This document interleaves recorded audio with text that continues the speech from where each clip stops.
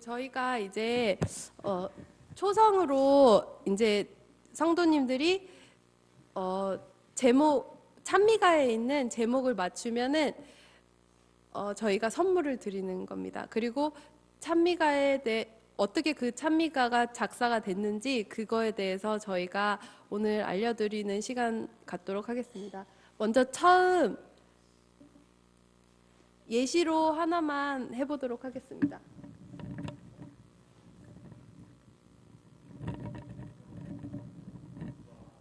기역, 쌍비읍, 히읗, 미음, 기읍, 비읍, 히읗, 리을을 어떤 주제인지 손 들고 맞춰주세요. 제목을 네, 맞았습니다. 네, 이런 식으로 맞추시면 저희가 선물을 드리도록 하겠습니다. 처음 문제부터 시작하도록 하겠습니다. 네, 이거 아시는 분 초성 손 들고 지수님.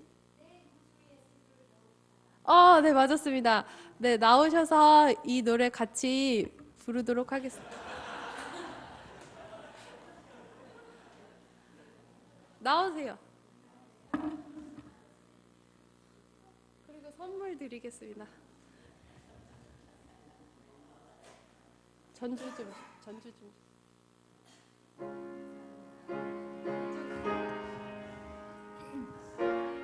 428쪽. 내 구주 예수를 더욱 사랑 엎드려 비는 말 들으소서.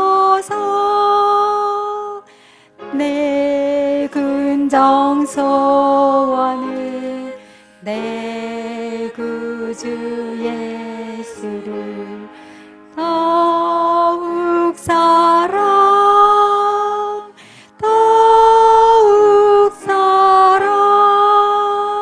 네, 감사합니다.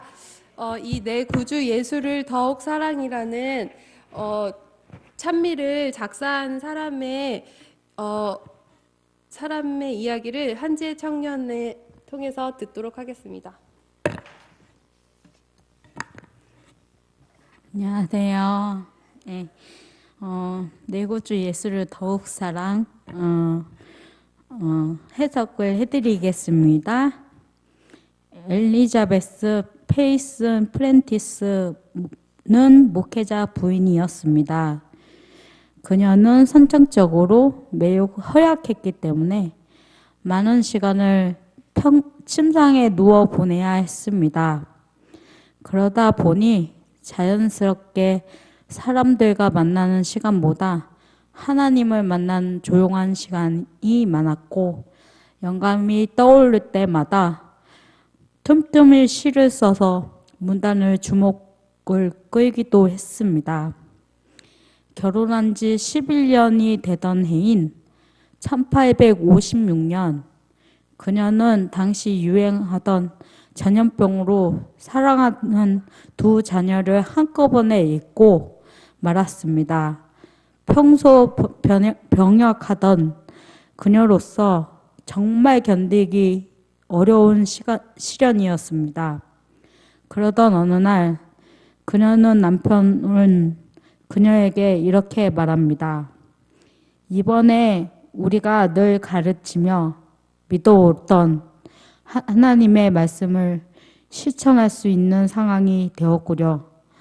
여보, 말씀과 믿음으로 일어납시다. 사랑하는 남편의 위로와 하나님의 말씀으로 그녀는 새 힘을 얻고 다시 일어설 수 있었습니다. 그리고 성령의 감동을 따라 다시 시를 쓰기 시작했습니다. 한때는 세상의 기쁨만 구했습니다. 그곳에서 평안과 쉼을 찾았습니다. 그러나 이제는 주님만 바라봅니다. 가장 선한 것을 주시고 바로 이것이 나의 기도가 되게 하옵소서라는 내용의 시였습니다. 1896년 어느 날 우연히 남편 프렌티스 목사가 이 시를 발견하게 됩니다. 그는 그 시가 13년 전 아내가 자녀를 잃었던 때에 시련을 딛고 일어나 아내가 쓴 시임을 알게 되었습니다. 프렌티스 목사는 그때를 회상하면서 큰 감동을 받게 되었습니다. 그 후 이 시는 작곡가 윌리엄 하워드 던에 의해 작곡되어 세상에 나오게 됩니다. 내 구주 예수를 더욱 사랑은 이처럼 아름다운 아픔과 믿음으로 승화시킨 신앙의 고백이었던 것입니다. 내 구주 예수를 더욱 사랑, 엎드려 비는 말 들으소서. 내 진정 소원은 내 구주 예수를 더욱 사랑.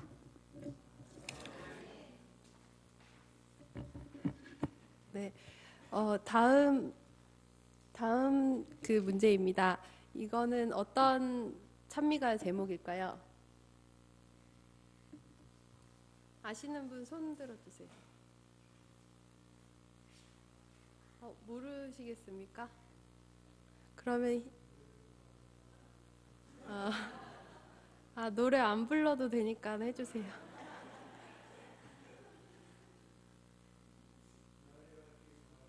오, 맞았습니다. 나와주세요. 나와주세요.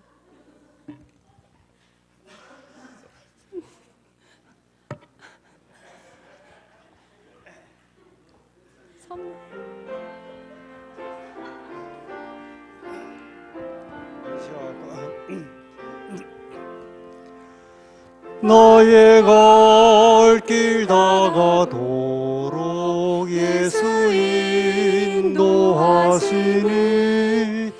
내 주 안에 있는 공유로 지으심하리요. 믿음으로 사는 자는 하늘 위로 받겠네.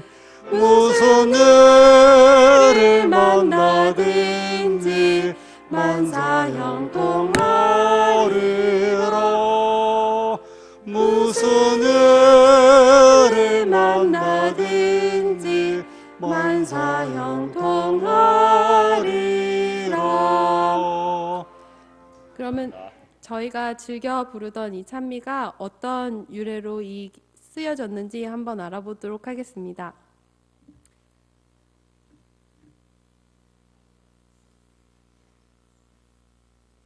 안녕하세요. 나의 갈 길 다가도록이란 곡에 대한 설명드리겠습니다. 우선 페니 제인 크로스비라는 사람은 태어나면서부터 장애인이었고 의사의 실수로 6개월 만에 시각장애까지 얻게 되었습니다. 그러니 자기를 그렇게 태어나게 한 부모와 하나님을 얼마나 원망하며 살았겠습니까? 목사님의 설교도 어머니의 신앙교육도 전혀 소용이 없었습니다. 그렇게 거칠고 반항적이며 난폭하기 이를 데 없는 삐뚤어진 성격의 소유자로 자랐습니다. 그런데 어느 날 크로스비는 이상한 꿈을 꾸게 되었습니다. 꿈속에서 데오도르 캠프 선생님이 나타나서 네가 나를 천국에서 만나 주겠니? 라고 말하며 죽어가는 것이었습니다. 그것은 크로스비 자신에게 굉장한 충격으로 다가왔습니다. 잠에서 깨어난 그녀는 이 꿈을 절대 잊을 수 없었고 그것은 커다란 고민으로 계속되었습니다. 내가 오늘 죽는다면 천국에서 깨어날 수 있을까? 라는 질문이 그녀의 머릿속을 계속 맴돌았습니다. 그러던 중 그녀는 1850년 11월 20일 어느 전도 집회에 참석하게 되었고 목사님의 설교는 하나도 들어오지 않았습니다. 그런데 설교가 끝난 뒤 웬 말인가 나를 위해 주 돌아가셨나? 벌레 같은 나를 위해 큰 애 받으셨나? 슬픈 눈물 흘려도 갚을 길이 없어 이 몸 주께 바치오니 받으심 빕니다. 라고 찬송을 부를 때 그녀의 눈에는 폭포수 같은 눈물이 흘러내렸습니다. 지난날 자신의 잘못을 회개하게 된 것입니다. 그때부터 크로스비는 언제나 자신의 길을 인도하시는 하나님의 따뜻한 손길을 느끼게 되었고 그 은혜에 감격하며 찬송하기 시작했습니다. 그는 늘 이렇게 고백했습니다. 나의 기도는 곧 나의 찬송이다. 장애로 인한 고통과 각종 불편, 이 모든 것을 극복한 그녀는 세상에 있는 내 영혼이 하늘의 영광을 누린다고 찬송하며 간증으로 고백했습니다. 한 번은 누군가 그녀에게 당신은 시각장애인이 아니었기를 바랐지요? 라고 물었습니다. 그녀는 이렇게 대답합니다. 내가 시각장애인이어서 좋은 점은 내가 천국에서 맨 처음 눈을 떴을 때 볼 수 있는 얼굴이 예수님의 얼굴이라는 것입니다. 이렇게 크로스비는 자신의 장애를 신앙으로 극복해 나갔습니다. 그리고 일평생 감사와 기쁨이 충만한 삶을 살며 어느 곳에 가든지 무엇을 하든지 하나님을 찬양하는 시를 쓰고 노래를 했습니다. 1875년 어느 날이었습니다. 크로스비는 $5의 차비가 없어서 시집 출판을 위해 출판사를 방문하러 가는 것을 포기해야 했습니다. 그는 잠시 앉아 기도를 하기 시작했습니다. 물론 자신의 경제적 궁핍도 채워주시기를 기도했습니다. 때마침 기도를 마치고 다른 시를 쓰려던 차에 누군가가 그의 집을 방문합니다. 그는 사랑하는 당신의 영혼에 축복이 임하시기를 빕니다 라고 인사를 합니다. 손님과 잠시 이야기를 나눈 후 작별 인사를 하는데 손님은 악수와 함께 그의 손에 무언가를 쥐어주었습니다. 정확히 $5짜리 지폐였습니다. 크로스비는 이처럼 주님만 의지하고 주님 뜻에 순종하며 살 때 주님께서 모든 것을 채워주신다는 고백으로 이 찬송시를 쓰게 되었다고 합니다. 나의 갈 길 다가오도록 예수 인도하시니 내 주 안에 있는 공율 어찌 의심하리요. 믿음으로 사는 자는 하늘 위로 받겠네. 무슨 일을 만나든지 만사 형통하리라. 무슨 일을 만나든지 만사 형통하리라. 네, 그리고 다음 문제는 네, 손 들고 이준서 집사님 나오세요.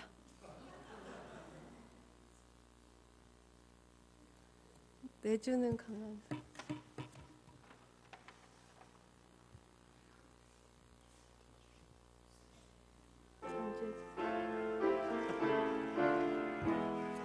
땡큐.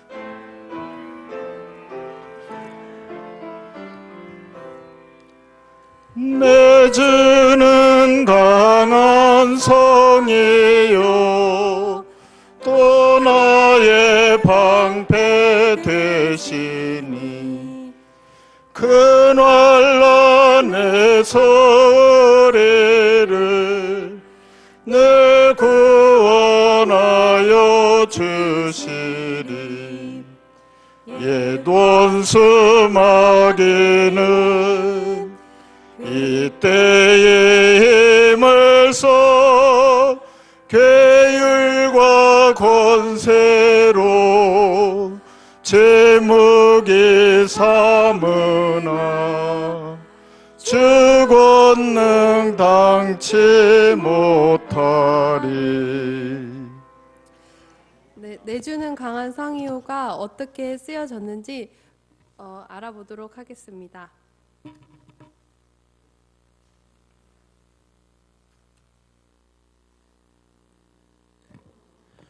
내 주는 강한 성이요라는 찬양에 대하여 설명드리겠습니다. 종교개혁가 마르틴 루터는 그의 마음이 침체되어 있던 1592년 이 찬송을 작사합니다. 루터와 로마 가톨릭과의 싸움이 절정에 이르렀을 때였습니다. 루터의 뒤를 따르던 사람들은 오랜 싸움과 탄압에 지쳐서 시리에 차 있었고, 루터는 가톨릭 교권 세력이 그의 생명을 위협하자 좌절하고 극심한 정신적, 육체적 고통에 사로잡혀 있었습니다. 이런 고통과 시리에 빠져 몸져 누워 있는 루터를 보다 못한 아내 카타리나는 검은 상복을 입고 그의 방에 들어가게 됩니다. 그러자 루터가 깜짝 놀라 "아니, 누가 죽었소?" 라고 물었습니다. 이에 아내는 "하나님이 돌아가셨어요" 라고 슬피 울며 대답합니다. 아내가 하나님의 임종을 구하며 계속 울자 루터는 아내를 다음과 같이 나무랍니다. 하나님이 돌아가시다니 전지전능한 하나님은 영원 무궁토록 돌아가시지 않소. 그러자 카타리나는 이렇게 맞받아치며 말합니다. 그 전지전능하신 하나님을 믿는다는 당신의 오늘 모습은 어떠합니까? 마치 하나님이 돌아가신 것 같이 맥빠져 누워있지 않습니까? 이 말에 루터는 정신이 번쩍 들게 됩니다. 그리고 즉시 내 주는 강한 성리요를 작성하여 종교개혁의 의지를 다잡았던 것입니다. 루터는 이렇게 고백합니다. 시편은 말한다. 새 노래로 주를 찬양하라. 온 땅이여 주를 찬양하라. 하나님은 우리를 죄와 죽음과 사탄의 권세에서 구속하신 독생자 예수 그리스도 안에서 기쁨에 가득 차도록 우리의 심령을 만드셨다. 이를 믿는 우리는 기쁨과 즐거움으로 하나님을 찬양하며 우리 이웃에게 복음을 전하며 하나님께 돌아오게 하지 않으면 안 된다. 그러므로 복음을 전하지 않는 자, 찬양을 하지 않는 자는 신약의 복음을 믿지 않고 구약의 기쁨 없는 율법에 매인 자이다. 내 주는 강한 성이요 또 나의 방패 되시니 큰 환난에서 우리를 늘 구원하여 주시리. 옛 원수 마귀는 이때의 힘을 써 괴율과 권세로 제 무기 삼으나 주 권능 당치 못하리. 네, 마지막 문제입니다. 노래 시킬까봐 안 나오시는 것 같은데, 네, 사모님. 맞으셨습니다. 목사님, 사모님 오늘 선물 2개 받아가시네요. 나와서 노래해 주세요.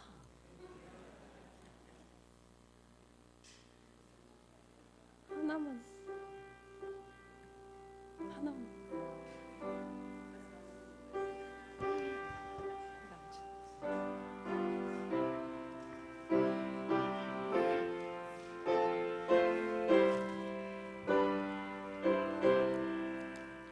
내 평생에 가는 길 순탄하여 늘 잔잔한 강 같든지 큰 풍파로 무섭고 어렵든지 나의 영혼은 늘 편하다. 내 영혼 평안해. 내 영혼 평안해.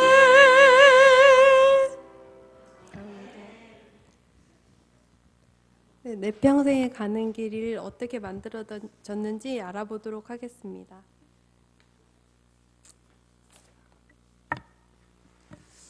내 평생에 가는 길, 이 찬미가를 지은 분은 호세시오 스페포드라는 분입니다. 호세시오 스페포드는 1828년 10월 20일 뉴욕 노스트로이에서 태어나 성장하게 됩니다. 그의 나이 28세 되던 1856년에는 시카고로 이주해 법률사무소를 개업하며 나름 성공적인 삶을 살고 있던 변호사였습니다. 또한 린드 대학교와 시카고 의대에서 법의학 교수로도 활동했습니다. 그는 장로교 평신도로 주일학교 교사의 직분을 잘 감당했으며 교회 밖에서도 YMCA 참여와 노스웨스트 장로 교신학교의 이사 및 운영위원으로 활동한 독실한 신앙인이었습니다. 이러한 스펜포드는 늘 부지런히 일하고 봉사하면서 많은 부와 명성을 얻을 수 있었습니다. 그런데 1871년 시카고에서 대화재가 발생하였고 스펜포드 역시 많은 피해를 입었습니다. 그럼에도 그는 시카고 지역 피해 복구를 위하여 할 수 있는 한 많은 도움을 주고자 노력합니다. 가난한 자, 집 잃은 자들을 구제하고 그들의 재활을 위해 헌신했던 것입니다.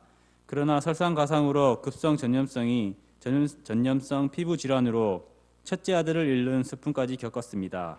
이렇게 겹치는 재난과 불운으로 인하여 스탠포드와 그의 아내는 정신과 육신이 매우 쇠약해졌고 주치의는 요양을 건면할 정도였습니다. 결국 1873년 11월 아내와 남은 4딸을 데리고 영국을 찾아 쉼을 갖기로 결정합니다. 때마침 유럽에서 복음 전도 사업을 전개하고 있던 절친한 친구 무디의 집회에도 참석하며 영적인 휴식을 얻고자 합니다.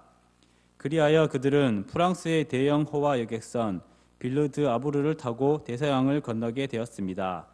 그러나 출항 몇 분 전 스패포드는 시카고에 급히 처리할 일이 생겨 나중에 합류하기로 하고 우선 아내와 4딸만 먼저 보내게 됩니다. 그런데 얼마 지나지 않아 스패포드에게 한 장의 전보가 날아옵니다. 아내 애나에게 온 전보였습니다. 여객선이 대서양 한가운데서 대형 화물선과 충돌하여 바다에 침몰한 것입니다. 이 참사로 인해 4명의 딸은 모두 죽었고 부인만 홀로 살아남게 됩니다. 아내의 전보에는 단 2마디만 적혀 있었습니다.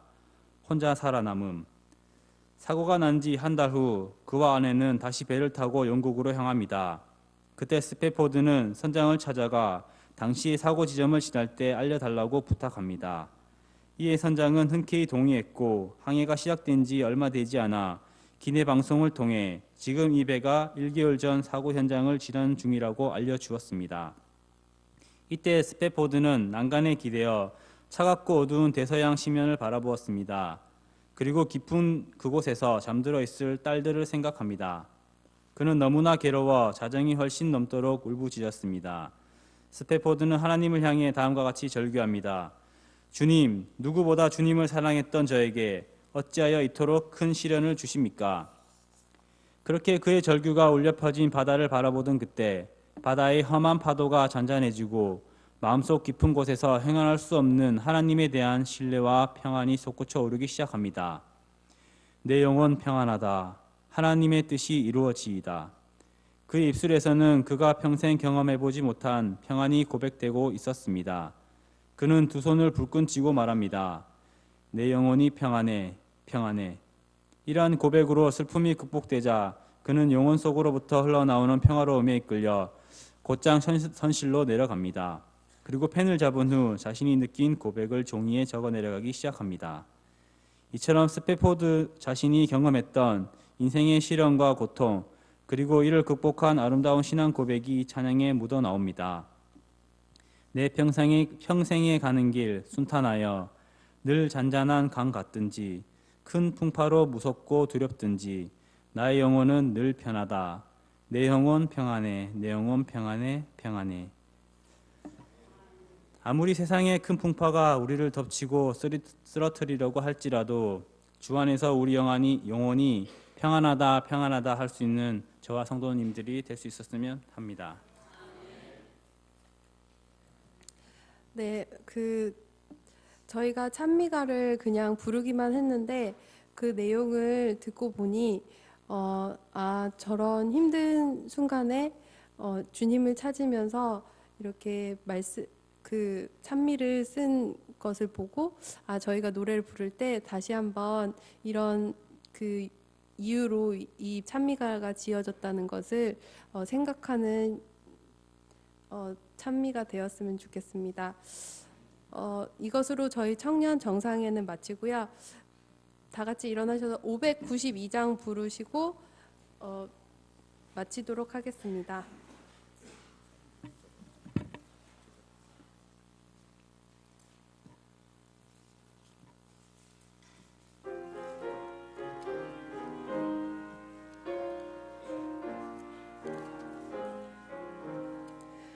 다 모여 노래하자 그리운 본향을 주께서 나를 위해 예비한 저소일세 저편 넘어 수정빛 바닷가 저편에서 나 살기 원하네 슬픈 곳도 염려 없는 밝고 아름다운 땅 저편 보냐